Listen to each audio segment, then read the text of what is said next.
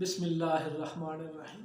वो तमाम लोग जो कि लाइलाज बीमारियों का शिकार हैं, जिन्हें डॉक्टर ने अब जवाब दे दिया कि अब आपने ठीक नहीं होना, उनके लिए मैं एक ऐसा अमल बता रहा हूँ। अगर वो बीमारी कैसी ही क्यों ना हो, अगर डॉक्टर ने ये तक भी कह दिया हो कि ये 1 हफ्ते या 2 हफ्ते का मेहमान है, इंशाअल्लाह ताला इस अमल से आप बरसों जिएंगे।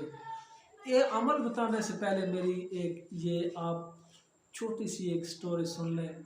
एक बहुत बड़े बिजनेसमैन थे जो करोड़ों के मालिक थे।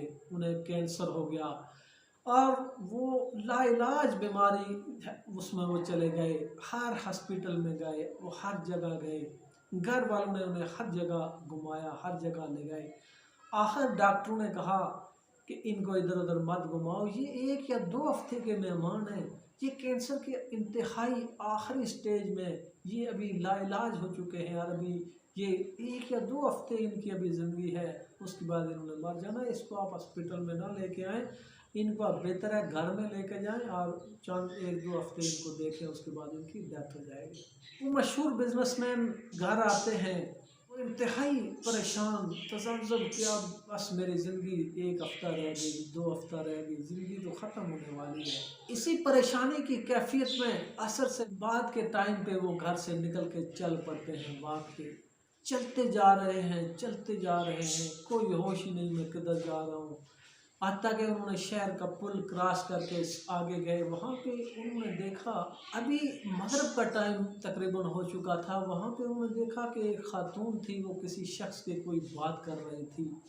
तो उन्होंने चलते चलते उसकी बात को सुनने की कोशिश की। तो वो खातून उस मर्द से कह रही थी कि आप मुझे थोड़े से पैसे दे दें, मेरे साथ आप जो मर्ज़ी कर लें, लेकिन मुझे पैसों की ज़रूरत है। तो वो शख्स ने उसको दुत्कार दिया।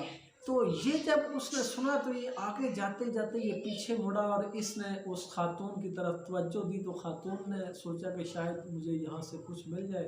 तो खातून ने भी उसको मुखातिब करके कहा कि ये मसला है, आप मेरे साथ चलें, मुझे कुछ पैसे दे दें। उस शख्स ने कहा कि नहीं, आप मेरी बहन हैं, आपका मसला क्या है? उसने कहा कि मैं बेवा खातून हूँ, मेरे बच्चे घर में भूखे हैं और 1 हफ्ते से वो भूखे पड़े और मुझे कोई पैसों का बंदोबस्त नहीं हो रहा, कोई खाने पीने का बंदोबस्त नहीं है। अभी उस शख्स ने उस खातून को कहा कि आप बस ये करें कि आप मुझे अपना एड्रेस दे दें। उसने उस खातून का एड्रेस लिया और चल दिया। अभी खातून ने सोचा कि पता नहीं ये मुझे कुछ देगा नहीं देगा। बहरहाल वो शख्स घर आता है, वो गाड़ी निकाल कर शहर के सबसे बड़े स्टोर पे जाता है। वहाँ से उसने तमाम जितनी भी घरेलू ज़रूरियात की चीज़ें थी खाने पीने की, वो ली और वो उसके घर जाता है और उसके घर उसने वो तमाम राशन दे दिया। देकर उसने कहा कि बहन, अगर मेरी ज़िंदगी रही तो मैं हर माह आपको आपके लिए ये राशन पहुँचाता रहूँगा। ये कहकर वो शख्स वापस घर आ गया। फिर दिन गुजरते गए, हफ्ते गुजरते गए, महीने गुजरते गए। वो शख्स हर महीने राशन लेता और उस खातून के घर पहुंचाता रहा। वो बीमारी ही भूल गया, कभी हॉस्पिटल उसने जाना ही छोड़ दिया, टेस्ट कराना ही छोड़ दिए। हत्ता कि दिन महीने और साल गुजरते गए, वो बीमारी को भूल गया। 20 साल गुजर गए। 20 साल के बाद एक दिन वो तहज्जुद के लिए उठा और तहज्जुद पढ़ने के बाद वो उसी तरह सजदे की हालत में था कि उसकी रूह कब्ज़ कर गई।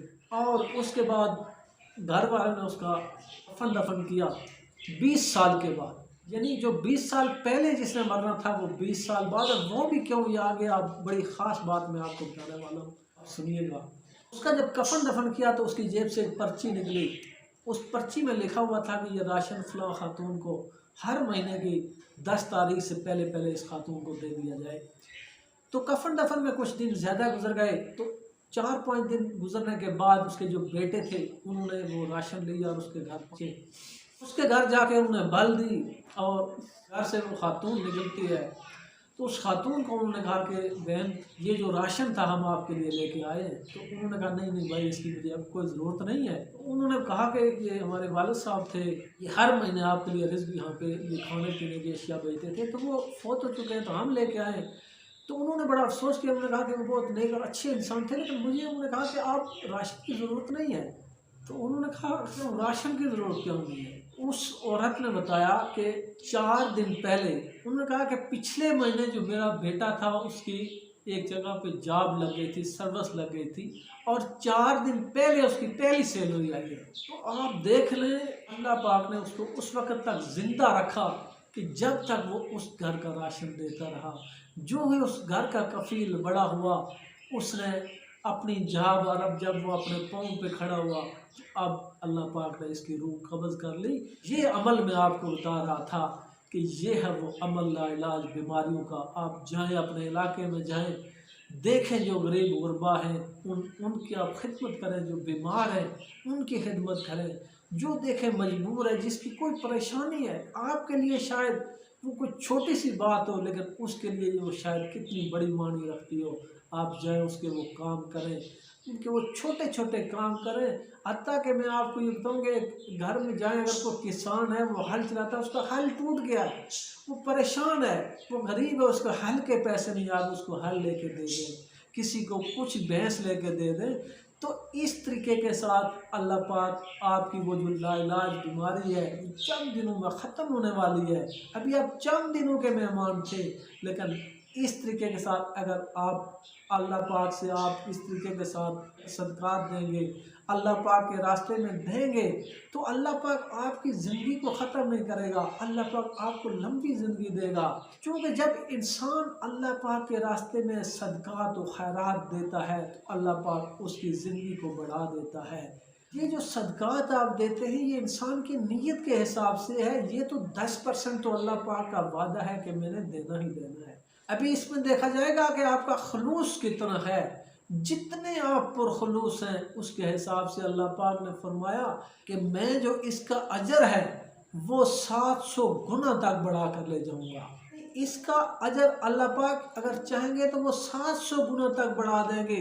अभी इसमें यह भी देखना है कि आपके पास कितनी मालियत है। एक शेख अरबों का मालिक है, वो उसमें से 1000 रुपया किसी को निकाल के, वो लाख रुपया भी किसी को निकाल के देता है, तो उसकी भी वैल्यू तो अपनी जगह है। लेकिन एक आदमी के पास है ही 1 लाख रुपया, उसकी कुल पूंजी, उसकी कुल दौलत 1 लाख रुपया है, उसने वो 1 लाख रुपया अगर निकाल के किसी को दिया तो क्या ये दोनों बराबर हो सकते हैं?